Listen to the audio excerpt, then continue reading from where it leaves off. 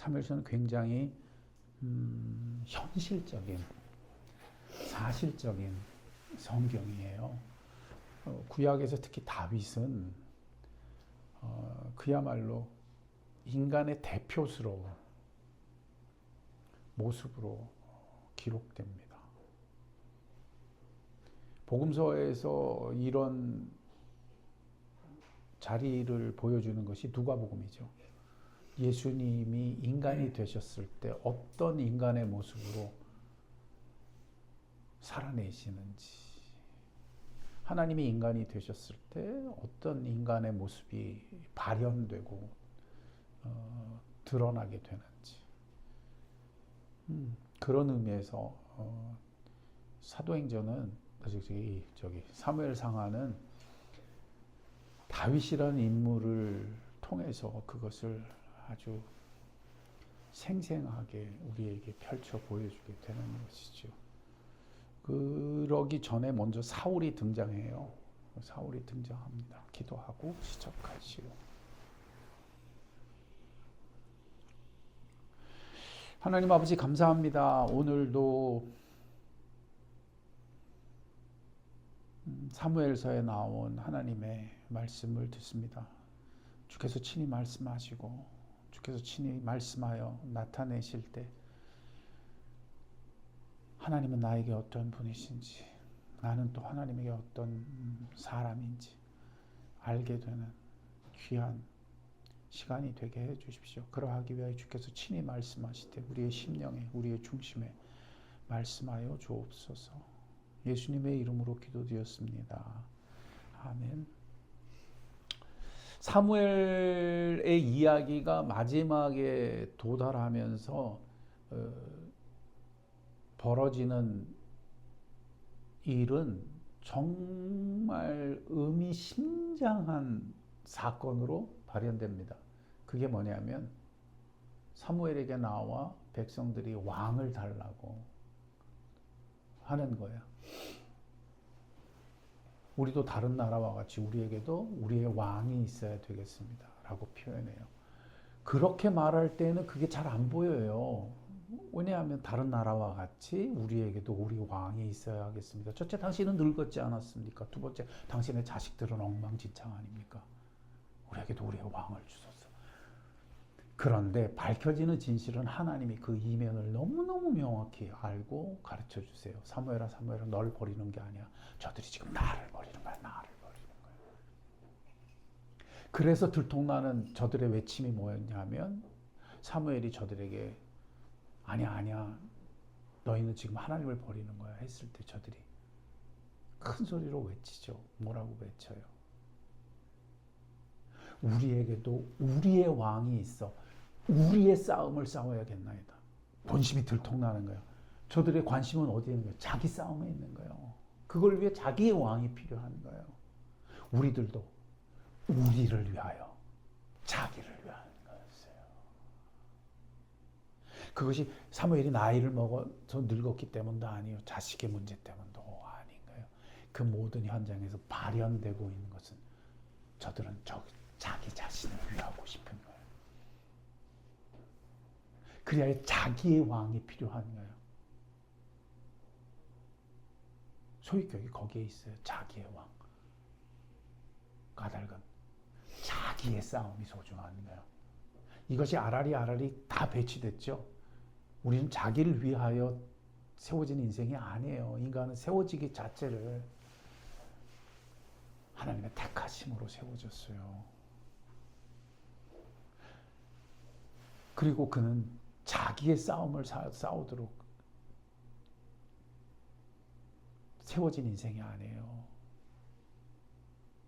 우리는 하나님의 부르심을 살기 위해서 지어진 존재들이.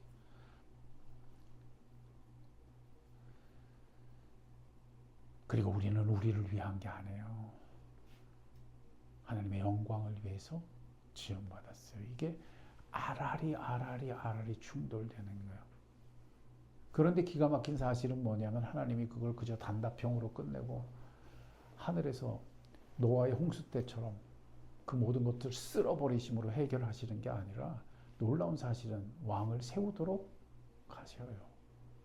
저들의 말대로 왕을 세워줘라. 그러나 할 얘기는 분명히 하고 가자. 참된 왕의 제도는 이런 거야. 너희가 세우려고 하는 왕의 진실은 이런 거야. 분명히 되짚어 주죠. 그리하여 사울이 세워집니다. 그래서 사울은 사울만 보면 사울 왕이 안 보여요. 왜냐하면 사울은 지어진 출발 자체가 사울의 잘남과 사울의 뭐 때문에 세워지는 게 아니에요. 뭐 때문에 세워졌지? 하나님의 백성이 자기를 위하여 자기 싸움을 싸우려고 할 때 그들이 택한 왕이에요. 그것이 보일 때 사울이 누군지가 보이는 거예요. 그래야 지난 시간에 사울이 등장하는데 너무 멀쩡한 모습으로 등장하죠. 그 등장하는 특징의 언어는 뭐였어요? 꼭 잊지 마요. 준수함이었어요. 여러분 기억하세요. 준수함이에요. 빼어남이에요. 그게 모양상으로는 사람들보다 키가 하나, 머리가 하나 더 큰 거였죠. 머리가 하나 더 큰 거였죠. 빼어남과 준수함이 그 특징입니다.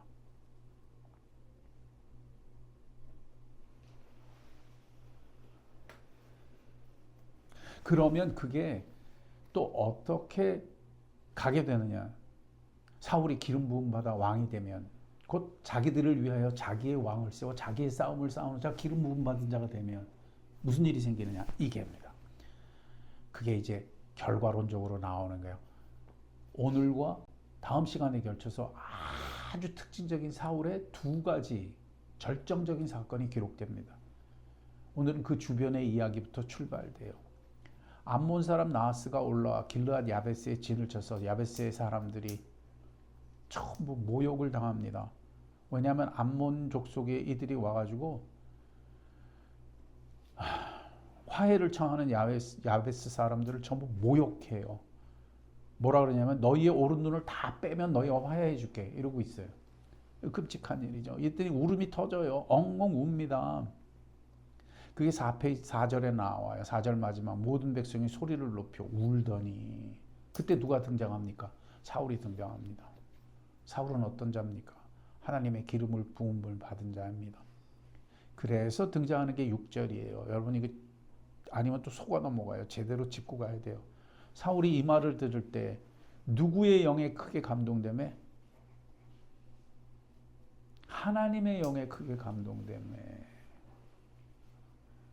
전쟁터에서 무슨 일이 일어나냐면 7절 마지막에 여호와의 두려움이 백성에게 임하여 그들이 다 한 가지로 사울의 말을 따르게 됩니다.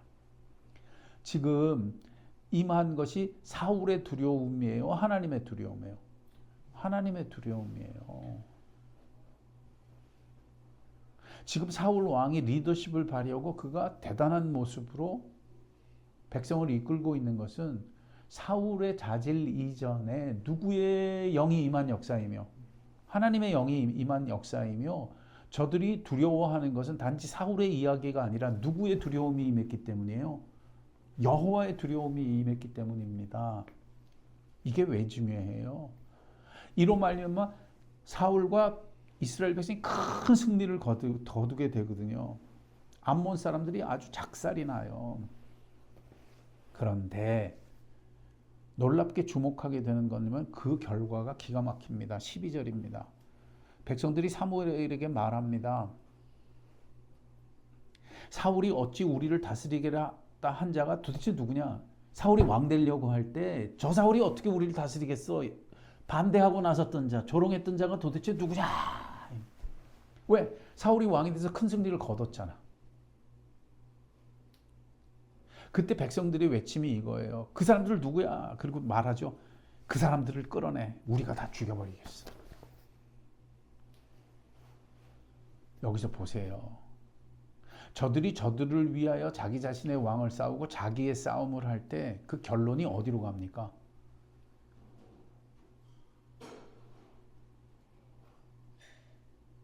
사울에게 갑니다. 자기 왕에게 갑니다. 지금 전쟁에 승리하고 이스라엘 백성들 가운데 일어난 일은 누구의 역사인데도 불구하고 하나님의 잊지 말아야 합니다. 이것이 뭐냐? 절장 가보세요. 여기서 정신 차리고 알아야 돼. 이건 단지 사울의 얘기가 아닌가. 하나님의 백성이 하나님을 버리고 자기 왕을 세울 때 이 지경에 들어가게 되는 거예요. 이게 소위 말하는 뭐예요? 이게 소위 말하는 뭡니까? 영웅주의입니다. 인간 문명은 영웅주의 문명이에요.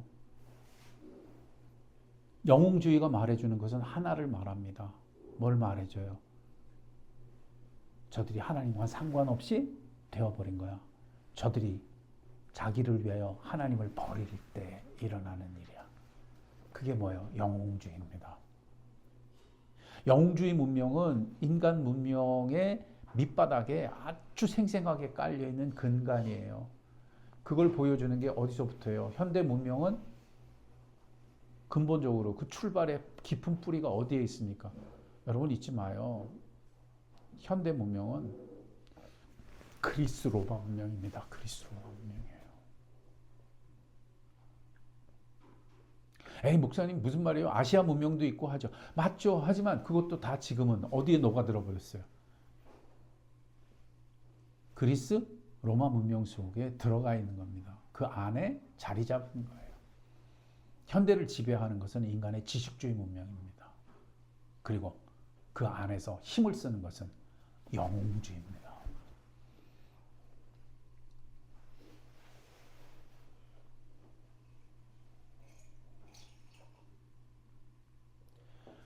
인간이 하나님을 버리고 자기 왕을 세우며 자기 싸움을 싸울 때 저들은 자신들의 영웅을 높입니다. 그것으로 기뻐합니다. 그리고 그것이 자기가 옳았다고 증거하는 증거 자료가 됩니다. 그러나 거기서 사무엘은 14절 사무엘이 백성에게 이르되 오라 우리가 길갈로 가서 나라를 새롭게 하자. 그리고 어디로 가냐면 15절 길갈로 가서 여호와 앞에서 사울을 왕으로 세웁니다. 여호와 앞에서 화목제를 드립니다. 그리고 그곳에서 사울이 세워져요. 다음 페이지 넘어갑시다.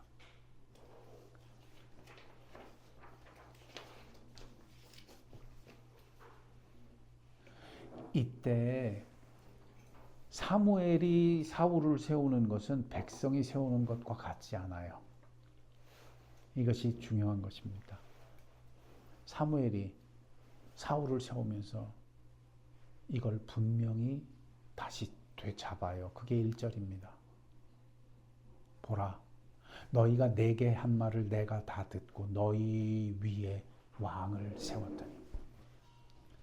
사울은 어떤 왕이에요? 하나님이 택하고 부르신 왕이 아니에요. 누구의 말을 들어서 해준 거예요? 백성입니다. 백성이 누구를 버릴 때? 하나님을 버릴 때.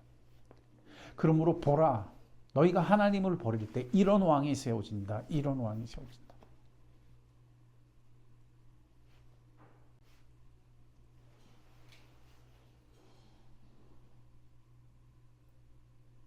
그러면서 첫째 뭐를 하냐면 기가 막힌 표현이 2절부터 5절까지 사무엘이 자기 변론을 합니다.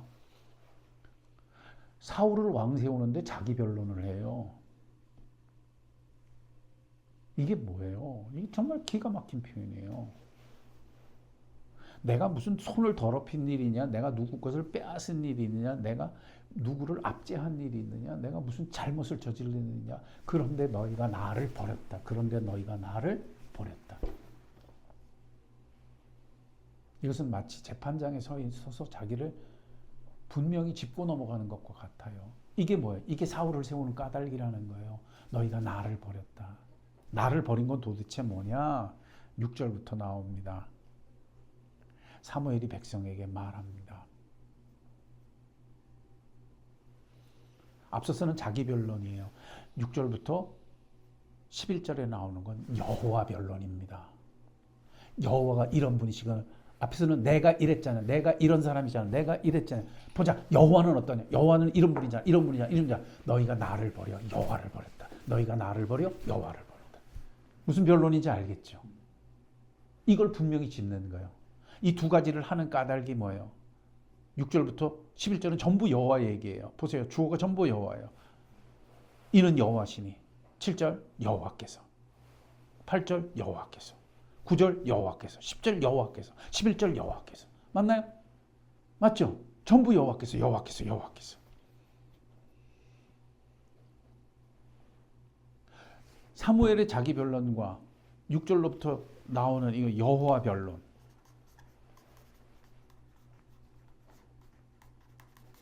사무엘 변론과 여호와 변론을 해요. 지금 누구 세우는데? 사울 왕 세우는데. 왜 그래요? 너희가 사울을 세우는 건 사무엘 나를 버리며 여호와를 버리는 거야. 나를 버리며 여호와를 버리는 거야. 사울 왕이 어떤 왕인지를 보여주는 거예요. 그의 결론이 12절이에요. 너희가 암몬 자손 왕 나하스가 너희를 치려움을 보고 너희 하나님 여호와께서 왕 되심에도 불구하고 너희 하나님께서 왕이 되심에도 불구하고 그분이 아니라 그분을 버리고 뭘 한 거예요? 우리를 다스릴 왕이 있겠다 하였도다.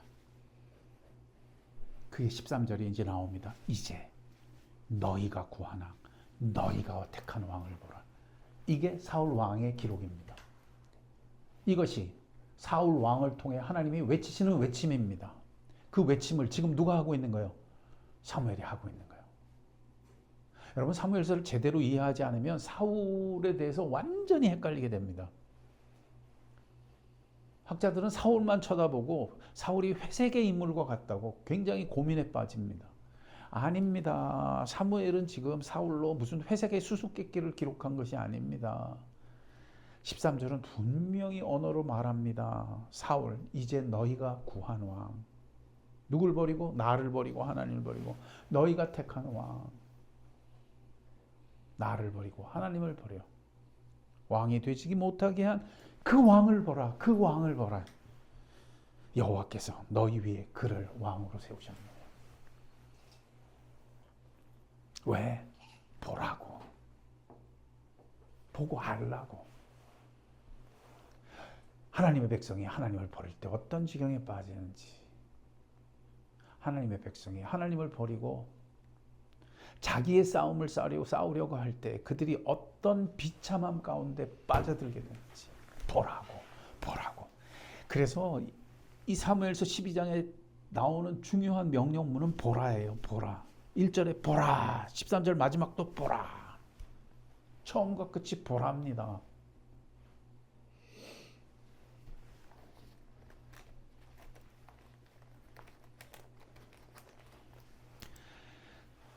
이 사무엘서 특히 사울 왕이 세워지는 현장 속에서 하나님이 우리에게 원하시는 것은 이것입니다. 제발 보라. 정신 차려라. 보라. 하나님을 버린다는 건 이러는 거야. 보라. 자기의 싸움을 싸우려고 한다는 건 이러는 거야. 보라. 여러분 여기에 뭐가 계속 부딪힙니까? 우리도 다른 나라와 같이 우리를 위하여 우리의 싸움을 싸울 우리의 왕이 필요하나이다. 하나님이 그리 말씀하시며 아예 3페이지에 가면 못을 박아요.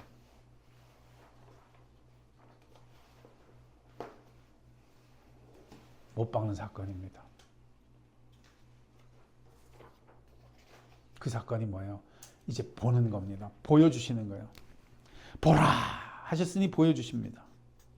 보라 하시며 보게 하십니다. 그게 무슨 사건입니까?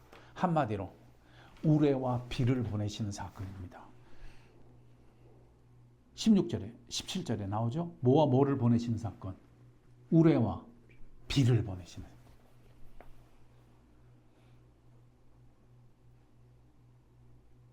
왜 우레와 비를 보내셨어요? 14절로부터 15절을 말씀하시려는 거예요. 너희가 만일 여호와를 경외하여 그를 섬기고 그의 목소리를 듣고 그의 명령을 거역하지 아니하며 너희가 너희 왕이 너희 하나님 여호와를 따르면 좋겠지만 너희가 만일 여호와의 목소리를 듣지 아니하고 여호와의 명령을 거역하면 여호와의 손이 너희 조상을 치신 것 같이 너희를 치리라. 우레와 비로 꽝꽝 16절 이제 너희는 가만히 있어서 너희 목전에 행하시는 하나님의 큰 일을 보라. 꽝꽝 우레와 피가 터지는 거야. 우레와 피가 터지는 거야. 그때가 언제인데 17절 도무지 비가 와서는 안 되는 시절이야. 밀베는 때야. 그때는 가뭄 때야. 그런데 우레와 피가 터져. 뭐하고 계신 거야? 하나님이 뒤 흔들고 계시는 거야. 보이고 계시는 거야. 추수할 차례 비 없는 계절에 우레와 비를 보내시는 거야. 18절 이에 사무엘이 하나님께 아뢰매 여호와께서 그날에 뭐와 뭐를 보내시니 우레와 비를 보내시니 하나님이 꽝꽝 확증하시는 거야. 사무엘의 입술에도 울리고 하늘에 하나님께서도 또 하늘에 울리시는 거야. 우레와 비로 그렇다고.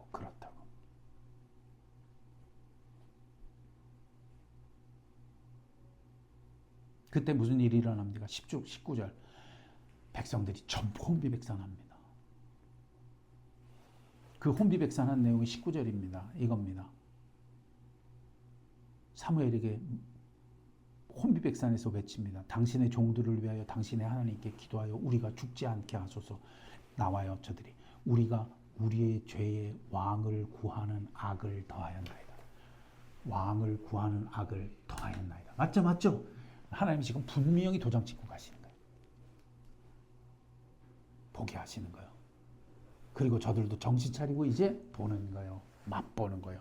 아라리 역사에 맛보는 기록으로 기록되는 거예요.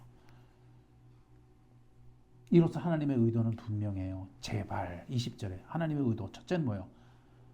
여호와를 따르면서 제발 좀 떠나지 마. 맛보고 알아. 사울 보고 알라고. 이제 하나님 버리지 마. 두 번째 마음을 도하여 하나님만 섬겨. 세 번째 구원하지 못하는 헛된 것들을 따라가지 마.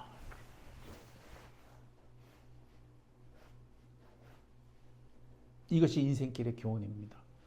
하나님은 때때로 우리가 탕자의 비유에 나오는 것처럼 하나님을 떠날 때 놀랍게도 하나님은 우리를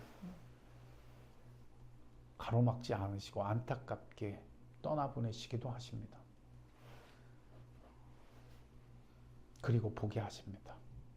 하나님의 의도는 우리를 버리시는 게 아닙니다. 이겁니다. 하나님의 진심입니다.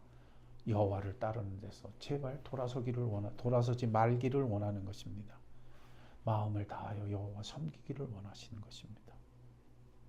구원하지도 못하는 헛된 것들을 따르지 않기를 원하시는 것입니다. 이것이 인생길에서 수많은 실패와 미끄럼틀을 타면서 인간이 배우는 보라입니다.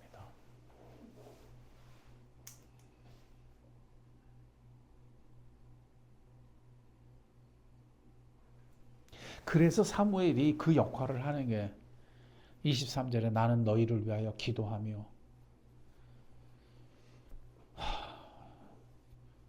기도를 멈추는 그런 죄를 범치 않을 거야.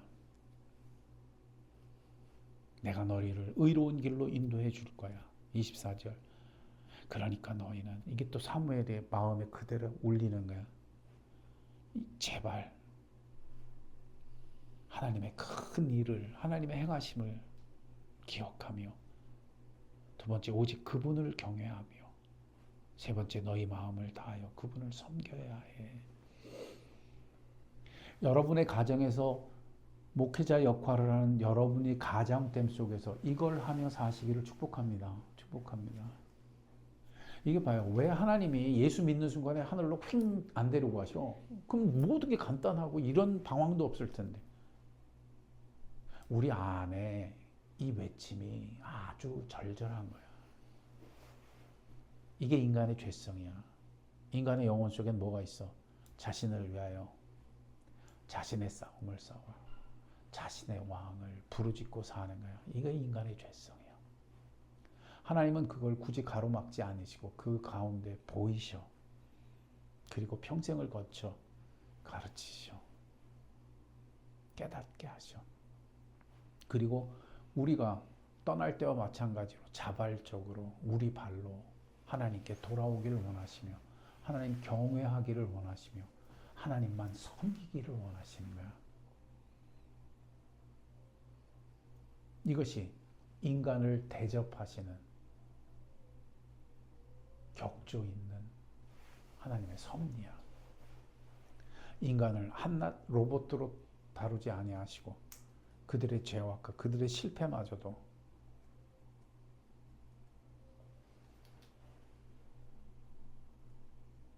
슬퍼하시며 그 현장에서 우리가 스스로 깨닫고 주께 돌아와 그분을 경외하며 섬기기를. 가장은 이 역할을 하는 거야. 평생의 가정을.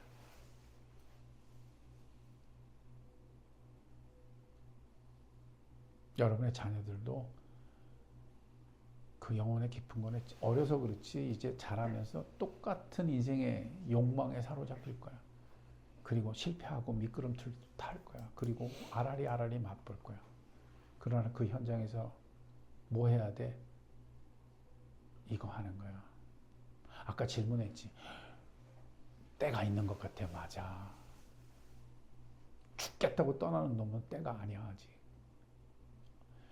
돼지우리에서 쥐업 열매 먹고 난감해할 때가 듣는 때야. 아버지의 집에는 먹을 것이 많도다. 아버지의 집에는 먹을 것이 많도다. 지금이 아버지께 돌아갈 때라고. 이 목회학에서는 그 위기 상황이 한 인생의 위기 상황이 곧 하나님의 시간이라고 가르쳐. 그런 목회자들은 어떤 사람이냐면 하나님의 상황이 도래하기까지 제발 지가 앞서서 나서지 말고 기다려야 된다고 말하셔. 쉽다 안 쉽다. 엉덩이에 뿔 난 것처럼 뛰는 거 보면 당장 쳐서 잡고 싶지. 근데 안 하는 거야. 왜? 하나님도 안 하시는데 내가 왜 나서서 쳐? 정답을 안다고 치는 게 아니야. 그럴 수 없어. 단지 분명히 하는 거야. 너 지금 하나님을 떠나 네 마음대로 살려는 거야. 짚어주는 거야. 너 지금 이 지경으로 가고 있는 거야. 너 맛보게 될 거야. 그럼 돼지 지업 열매 속에서 말하는 거야. 봐, 맞잖아. 그때 돌이키는 거야. 지금이라도 안 늦었어. 돌아가. 여호와께 돌아가. 여호와의 이름을 부를 때야. 여호와께 나아갈 때야. 위기 상황의 때가 목회할 때입니다. 이 하나님의 기회예요.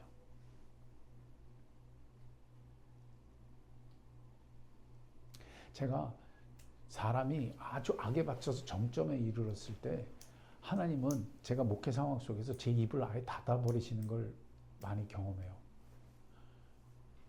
나는 정답도 알잖아. 나는 저기 지금 무슨 일 벌이는 줄도 알잖아. 그럼 공격할 수 있잖아. 말로. 목회자의 권위로 눌러서 얘기할 수 있잖아. 있지. 근데 정말 신기한 거는 그런 상황이 다가오면 하나님은 나를 벙어리를 만드셔. 내가 경험하는 거야. 악이 받쳐서 나한테 막 대들잖아. 그러면 내가 말을 못해. 평상시에는 이렇게 설교하면서 설명하면서 잘하잖아. 그때 아무것도 못해. 이러고 있어. 당한 것만 있어 내가. 그 나도 너무 신기해. 왜 내가 말을 못하지 지금? 왜 이 사람을 윽박지르지 못하지? 내가 왜 권위를 사용해서 저 사람이 악한 길로 가려는 걸 막지를 못하지?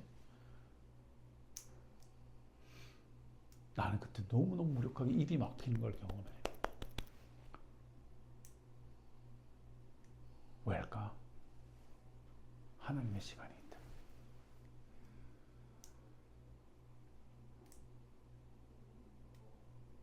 보라.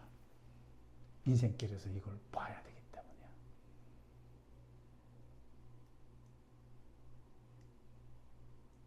그래서 사무엘서는 굉장히 심오한 깊이를 갖고 있어.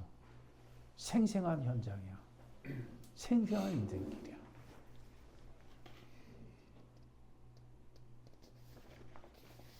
그러면 드디어 뭐가 나올까? 들통나는 거야. 보이는 거야. 그것이 첫 번째 사울 왕의 사건이야. 제목이 이거야. 사울 자기 왕. 다시 말해 뭐야? 하나님을 버릴 때. 하나님을 버릴 때. 하나님의 백성이 하나님을 버릴 때 이 길로 가는 거야. 어떤 상황이야? 1절로부터 5절은 배경입니다. 사건 배경.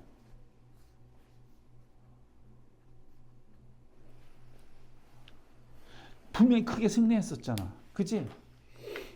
근데 지금은 어때? 사울이 왕이 될 때가 40세라.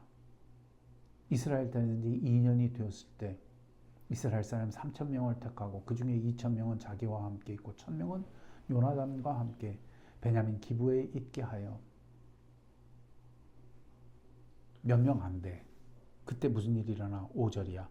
블레셋 사람이, 이번에는 암몬 사람이 아닌 누가? 블레셋 사람이 쳐들어오는 거야. 이스라엘과 싸우려고 모였는데 병가는 뭐야? 이쪽은 겨우 3천 뭐 이러잖아. 이쪽은 뭐야? 3만이야. 10배가 넘어. 마병이 6천 명이니 요즘 무슨 전차가 6천 대야. 백성이 해변에 뭐처럼 많더라? 모래알같이 아라리 블레셋 사람으로 가득 차 있는 거야. 그러면 어디로 가느냐? 6절로 가는 거야. 첫째, 하나님을 버릴 때 이스라엘 백성들은 어떤 지경이 되느냐? 6절이 된다는 거야. 이스라엘 사람이 위급함을 보고 절박하여 굴과 수풀과 바위 틈 은밀한 곳 웅덩이에 숨으며 7절 마지막 모든 백성은 떨더라. 모든 백성은 떨더라.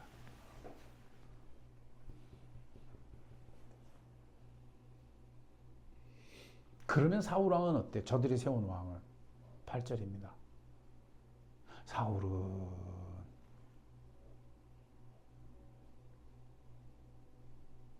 다급해지니까 자기가 나서서 번제를 드려. 이게 첫 번째 큰 사건이야.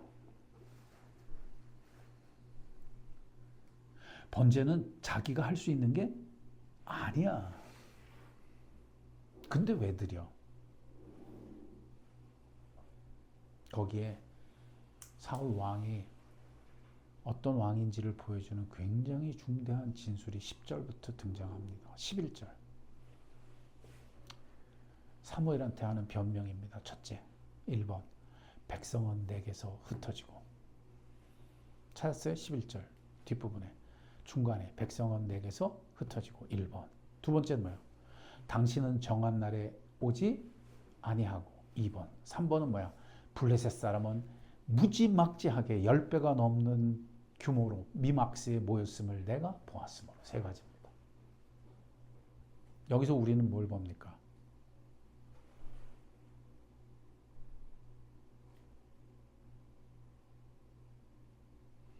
인간의 자기 합리화를 봅니다. 맞아요?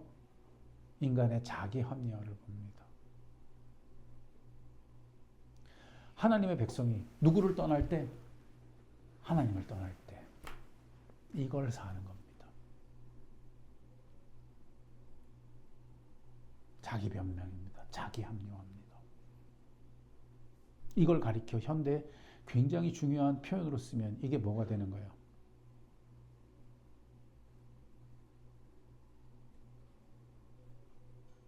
합리주의. 합리주의 문명이야. 이 합리주의 문명이 아예 정당한 모습을 가르칠 때 그게 뭐로 등장하냐면 이성주의로 등장하는 거야. 기독교는 합리주의도 이성주의도 아닙니다. 신본주의. 인간의 이성은 신본주의 안에서 정당성을 가집니다.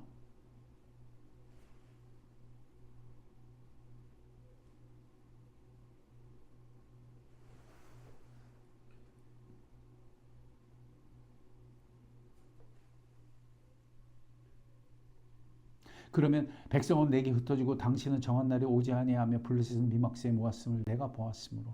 그렇게 신본주의가 아닌 인간의 합리주의와 이성주의는 무엇을 뜻합니까? 인본주의를 뜻합니다.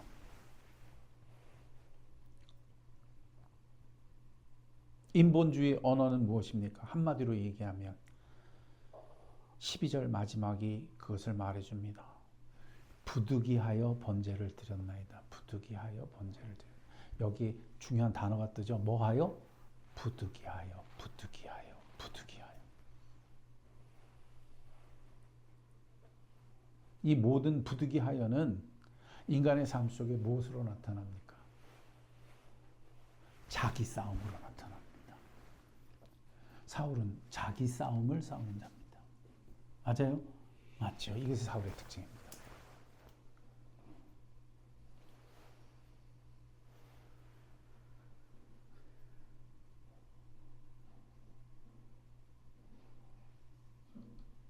13절부터 마지막 15절은 이제 사무엘이 견고히 말하는 말로 끝납니다. 뭐예요?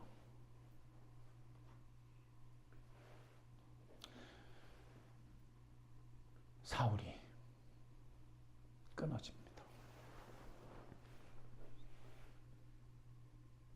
이게 뭐예요? 보라입니다.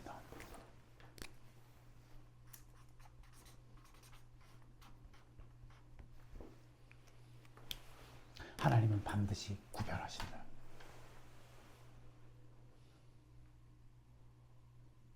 인간이 주장하는 자기의 싸움과 하나님을 경외하며 하나님을 섬기는 것은 절대 같이 갈 수 없다. 가르치시는 겁니다. 하나님은 반드시 구별하신다. 보라.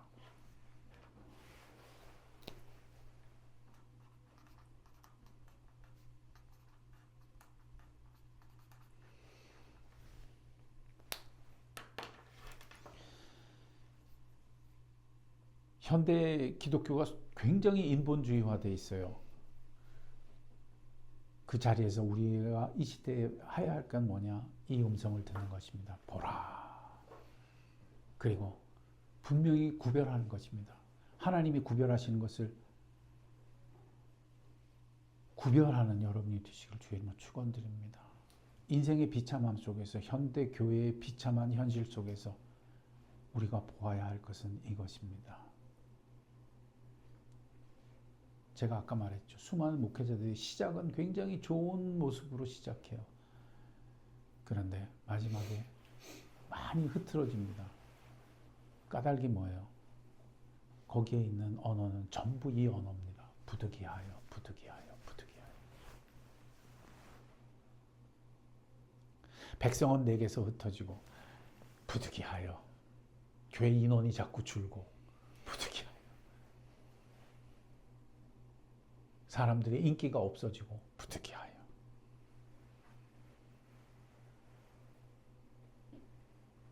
우리가 꿈꾸는 일은 일어나지 않고 부득이하여.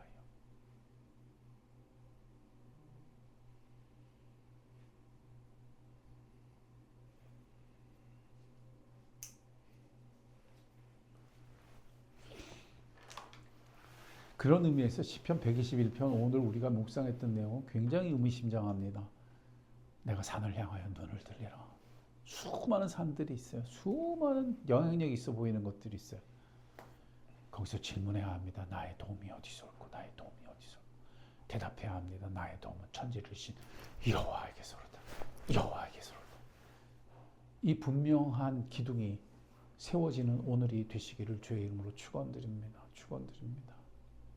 우리가 걸어가는 길은 뭐예요? 목회자로서의 부르심, 또 아이들을 돌보는 돌보미로서의 부르심, 또 내 가정의 가장으로서의 부르심. 그 한가운데서 할 말이 있는 여러분이 되시길 주의 이름으로 축원드립니다. 보라.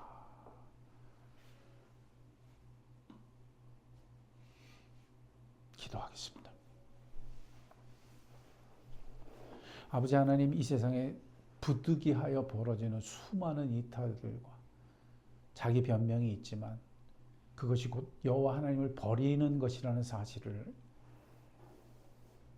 인정하지도 인식하려고도 하지 않는 답답하고 어려운 시대를 지나가고 있습니다. 우리 안에 그런 기울어진 기울기와 성향이 가득하오니 주여, 이런 우리를 그대로 두지 마옵시고 말씀하사 돌이켜 오직 주만 섬기며 주님만 경외하며 절대 주님을 떠나지 아니하는 우리가 되게 해 주십시오. 그리하여 삶의 모든 어려움 속에서 언제나 주께 돌이킴이 있게 하시고 주께 더욱 돌아가는 우리가 되게 하여 주옵소서. 주여, 늘 도우시옵소서. 늘 함께 하시옵소서.